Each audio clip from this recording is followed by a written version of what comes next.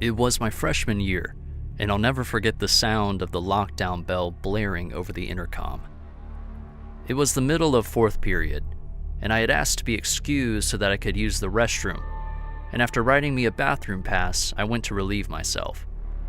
The bathroom wasn't far from my class, and because it was in the middle of a period, there wasn't anyone in there, which was nice because usually there's a small line. And halfway through doing what I went in there to do, the sound of an alarm began to sound. I recognized it right away as the notice that the building was on lockdown, and just as I began to wash my hands with the intent to walk back to my classroom before they locked the door, I heard the principal over the loudspeaker. "There's an unknown intruder in the building," he said. "This is not a drill. Please lock your classroom doors and remain where you are until police can arrive and assess the situation." My eyes widened as I realized how serious the situation actually was. I quickly made my way over to the bathroom door, hoping that I could lock it. However, it didn't latch properly, so all I could do was close the door. As soon as I did that, I ran into one of the bathroom stalls and closed the door. I sat on the toilet and pressed my feet up against the door of the stall, that way no one could force it open if they tried to get in. Thankfully, my mom had warned me about this possibility, and I was prepared, because as luck would have it, my heart sank into my stomach as I heard the sound of the bathroom door opening. At first, I hoped it was a teacher or something, looking for stray students, but when they didn't call out to see if anyone was in the bathroom, I realized that it was the intruder. They slowly made their way into the bathroom, and as they got closer to the stall, I could see that they were wearing old-looking running shoes and sweatpants on. For a second, I thought this might be a good sign, and I hoped that it had been another student looking to hide in the stall with me, but again, I was mistaken. I realized this when the person began walking by my stall and stopped right in front of it. I held my breath as they turned to face the door. I could feel them press up against it as if they were trying to open it, but thanks to my legs being there, it wouldn't budge. That was when they took another step closer and pressed their face to the stall to look through the crack. I was frozen with fear as I made eye contact with them.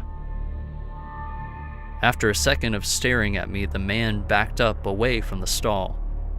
I was hoping that they were giving up and leaving the bathroom, but for some reason, they wanted to get to me.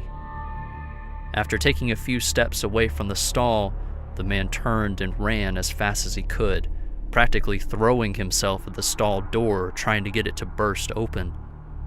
The first time he tried, the door didn't budge, but as he continued to charge at the stall, I could feel the hinges and the lock getting weaker and weaker, and surely my legs wouldn't have been able to hold him back, not while he was throwing his whole weight at the door.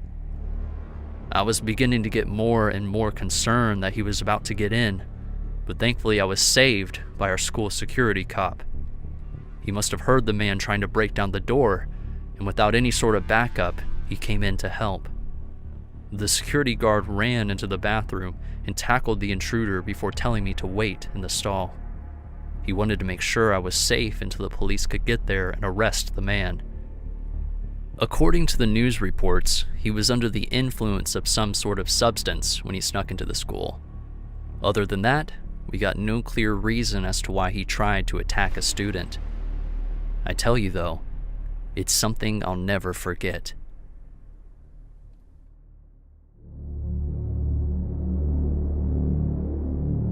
Junior year of high school was probably the worst year of my life.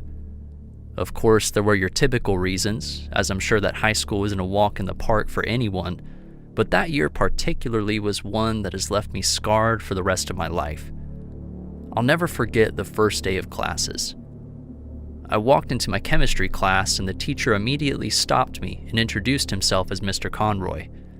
I noticed that he hadn't done that for anyone else that walked in with me, but I figured that he was just being a polite teacher, so of course I introduced myself as Paula. He told me that it was a pleasure to have me in his class and to have a seat. Now for the rest of that class, he didn't call on me, but I couldn't help but notice him staring at me almost the entire time. I mean, it was to the point where after class, my friend Ryan, who was also in the class, brought it up to me. I tried to pretend that it was just a weird first day, but it didn't stop with that class. For the rest of the first month, Mr. Conroy kept doing things that were making me feel odd. He would either stare relentlessly at me, or sometimes I would notice him walking around the class as he was teaching. But every time he would get to my area of the classroom, he would just stop and stand right behind my seat. It was really weird. But again, I didn't realize what was happening, so I didn't do anything about it yet. That is, until he started to cross the line. That year, I was one of the starting players on our girls' volleyball team. We had a game one night to which Mr. Conroy showed up. And that might not have been strange if he had just shown up to the game, but afterward, when I was leaving the locker room, he was waiting in the hallway. As soon as I noticed him, I froze up, because I knew he was there for me. I stopped in the middle of the hallway, hoping that I could turn around and go back into the locker room without him noticing me, but before I could turn around, I saw him look my way. Mr. Conroy stood up from leaning against the wall and began walking toward me with a really weird smile across his face. It looked like he was getting ready to say something when thankfully I saw my dad walking around the corner. I quickly waved and called out to my dad, which caused my teacher to look back over his shoulder. When he noticed my dad, I swear the smile fell right off of his face. I ran over to my parents and greeted them as if nothing was wrong, but as soon as we were out of earshot, I expressed how weird my teacher was being. My mom and dad talked about it and decided to get the principal involved, and we all figured that it would be best for me to transfer to a different chemistry class. And that next day was probably the best chemistry class that I'd had all semester. I could actually pay attention because I felt comfortable enough to relax. It wasn't like my teacher was trying to make advances toward me anymore. However, that day turned from good to terrible 2 periods later when I ran into Mr. Conroy in the hallway. He tried to call me over, but I ignored him and continued walking to gym class. That was when he began to follow me. As soon as I noticed, I began walking as fast as I could, and when I crossed the threshold into the girls' locker room, I felt safe, thinking that he couldn't follow me. Sadly, I was wrong. As I began to make my way through the locker room, I heard the sound of other girls gasping and reacting to something. So I turned, and I was surprised to see Mr. Conroy walking through the locker room right over to me. Before he even got close, we all could hear him telling me not to worry and saying that he just wanted to talk. I told him that he needed to leave right away, and all he kept asking was for me to please talk with him after school that day. Thankfully, Miss Martins walked in and immediately began yelling at Mr. Conroy. It wasn't long before the police showed up at the school and my old chemistry teacher was arrested. He ended up being fired from the school, and 3 other students plus myself all filed restraining orders against him.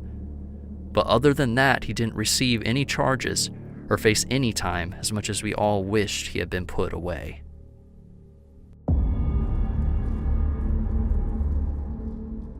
The high school that I used to go to had these Snapple vending machines, and as a part of my study hall, the teacher that was in charge of the machines would assign a few students to restock them. This meant going into the school's basement with supervision and bringing up as many cases of Snapple as we could carry and filling up each machine. In return for doing so, the teacher would give us each $2 to test the machines, but really it was just to give us free Snapples for helping out. Now, for the most part, the basement of the school was nothing special. It was just a dimly lit concrete room that was filled with extra foam mats for the gym and other supplies like snacks and drinks for the vending machines.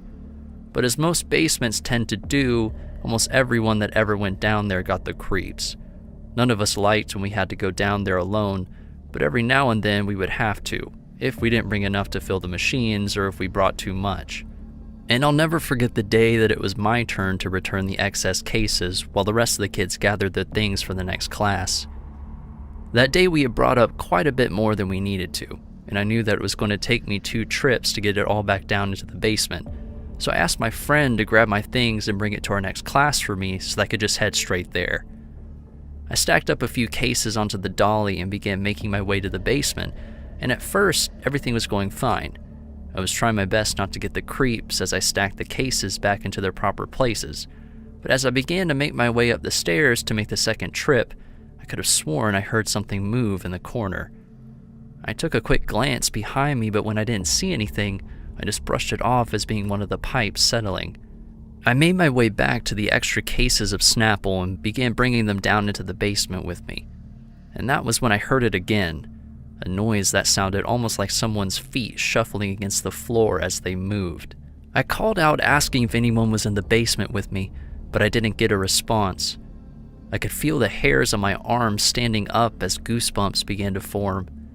I quickly began putting the Snapples back, looking over my shoulder every few seconds to make sure that nothing was sneaking up behind me. When I finished stacking the cases, I quickly began making my way across the basement back toward the stairs. That's when I heard the sound of something moving again. This time I didn't bother calling out, and instead, I just sprinted up the stairs 2 steps at a time and then ran to my classroom to tell my friends about what I had heard. A few of them thought I was just messing around, but my friend Deanna said that she actually heard some strange things in the basement the last time she helped refill the vending machines. We both tried to figure out what could have been down there, but there wasn't anything logical that we could come up with. Every now and then, other students would tell stories about hearing weird sounds while they were in the basement, but at any time anyone went looking for whatever it was, there was nothing to be found. A few years later, I remember seeing on the news that the police ended up arresting a man who was found living in the basement of the school. He was apparently discovered by a custodian who heard something coming from the basement after hours and called the police. The police found the man hiding inside a small crawl space that also had a mattress and a pile of clothes and trash in it. It's unclear how long he had been down there, but as soon as we saw the news report, Deanna and I messaged each other back and forth with the same thought that he was the person that we had all been hearing in the school basement all those years.